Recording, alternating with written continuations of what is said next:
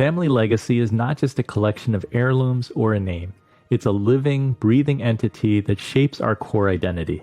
This identity, steeped in shared practices and beliefs, becomes the compass guiding our financial choices. Imagine your family history as a treasure map. It's not just about X that marks the wealth. It's about the journey, the lessons learned, and the values upheld along the way. Understanding this history is not just nostalgic, it's instructive. It offers a lens to view past financial triumphs and pitfalls, serving as both a cautionary tale and a playbook for future generations. But it goes beyond mere dollars and cents. It delves into the ethical fabric that has woven your family's financial decisions, influencing not just your portfolio, but your societal footprint. So as you navigate the complex world of wealth management, remember, you're not just a steward of your family's financial assets, you're a guardian of its legacy. Your choices today are the history lessons for tomorrow's generation, a continuation of a narrative that defines not just your family, but its impact on the world.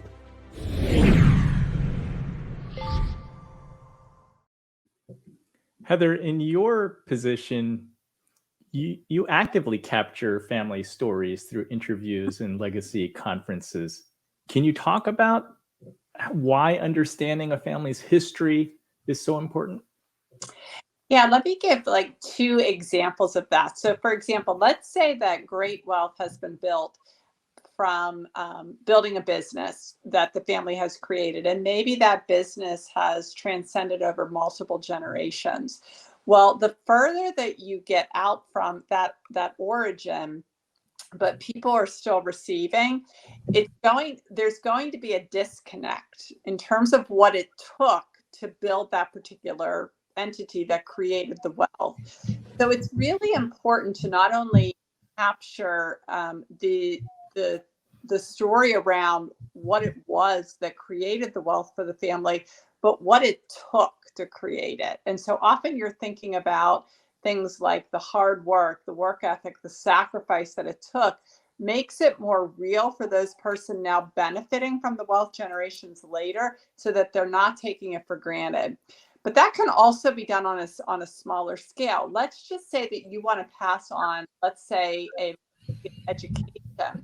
Even telling those stories to the current generation. I also have teenagers about to go to college.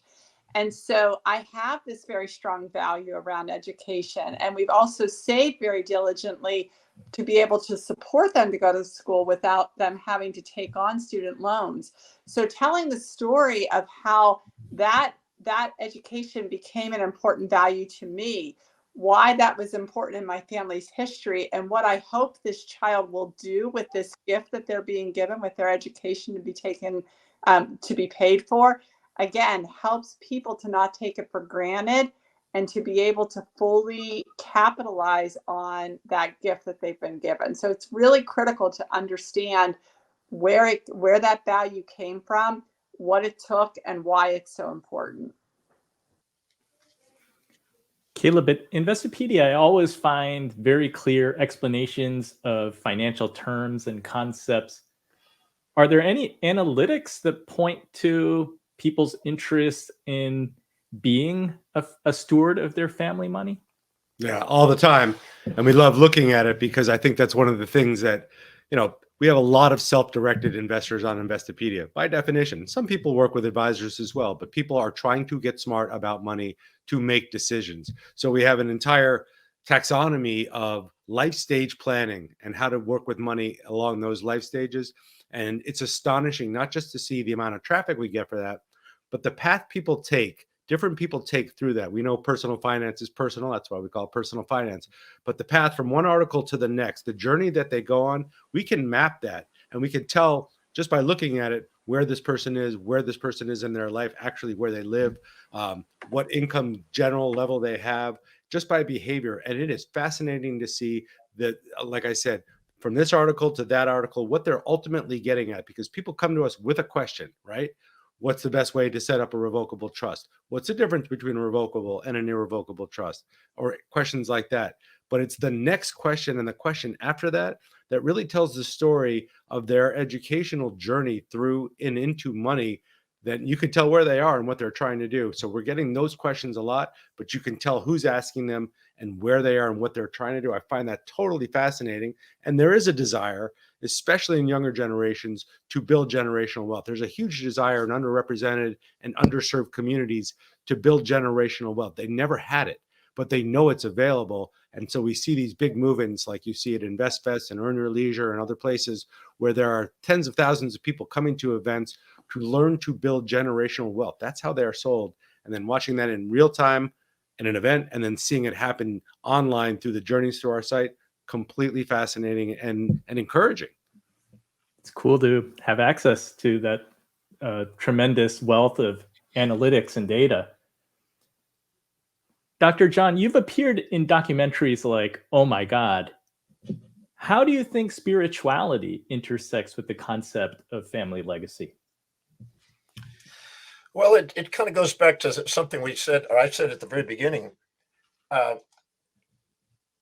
There is anthropomorphic religious constructs that some people have confused with spirituality. And then there's being inspired by your life and doing something that's inspiring, that contributes to the world. And to me, it's not necessarily some anthropomorphic deity that you subordinate to. It's more about finding out the thing that you feel in your heart that is inspiring, that's a contribution that you want to contribute to the planet. And that's on different scales, at different levels, at different people, at different times. So when you're doing something that you really are inspired to do, whatever is highest on your value, that's most meaningful, that's most teleological, purposeful to you, you automatically are more likely to be in the executive center planning and pursuing and taking on the challenges that awaken creativity and innovation and do something that's meaningful. You're more likely to have fair exchange there. And that to me is when you're doing something that is not narcissistic at the expense of others, not altruistic at the expense of self to others, but to something that's truly sustainable, fair exchange.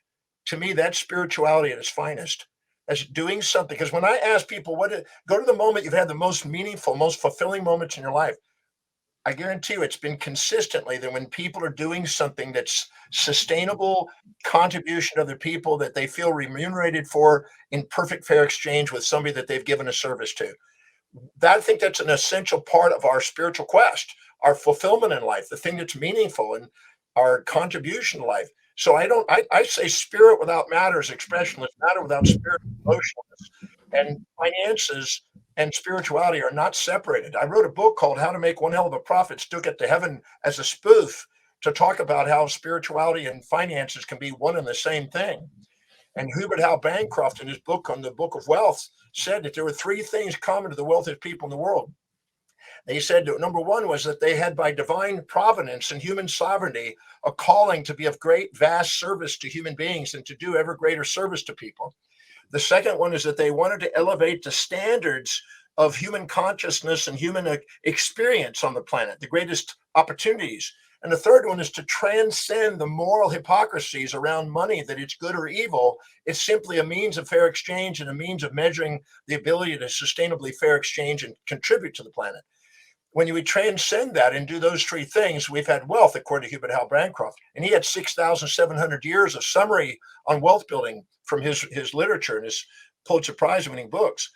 So I'm a firm believer that spirituality and materiality can be one and the same thing. They don't have to be in any way separated. And many times we've been skewed by misinformation about that. And I believe that people can go out and do something extraordinary in their life and do something massively contributive, great fortunes, and make a great service and exemplify what's possible for a human being on the planet. In the very beginning of Crunk's book, he talked about wealth is basically an expression of the mastery of human consciousness. Daniele, any thoughts?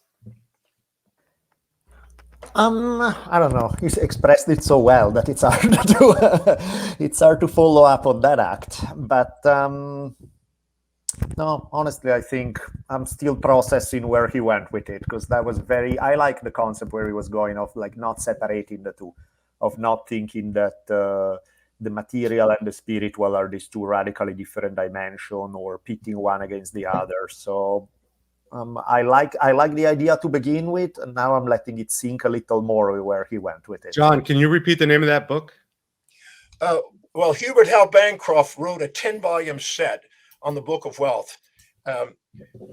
Many years ago, I was watching a television series called Biography in A&E. My wife and I were living in Trump Tower there on the 62nd floor, and we were watching this show. And they were doing a thing on Mr. Frick from the Frick Museum there in New York on Fifth Avenue. And every night at midnight when he was in New York, he would go and sit in his art gallery that he had, private art gallery. He had Whistlers and Picassos and stuff. And he would read this book, and it was called the Book of Wealth. And I said, I want to find that book, because anybody of that stature reading that book consistently, I want to read that book. And I love books, so I've read a lot of them. So I found that book, and I went to Barnes and Nobles and Borders. They go, well, they don't have the book. They said, but here's a card of a book collector. So I go to this book collector, and I said, I'd like to get that book. He said, well, there's only 200 of them 250 that were published originally. It's in the hands of the wealthiest people on the planet. Most of them don't sell it, but if it ever comes on auction, I'll let you know. Well, you know how the synchronicities of life are. Your intentions manifest things. 2.5 weeks later, he calls me and says, there's a lady whose husband just died, and they're auctioning off the Book of Wealth. I said, get it, whatever it takes. Here's this American Express Centurion card. Just take care of it. About a few days later, I get a delivery, and it's this giant cart thing in with this 3-foot by 2-foot paper thing by a foot high book collection. It's a book. And I went, oh my God, I didn't know this was going to be this big.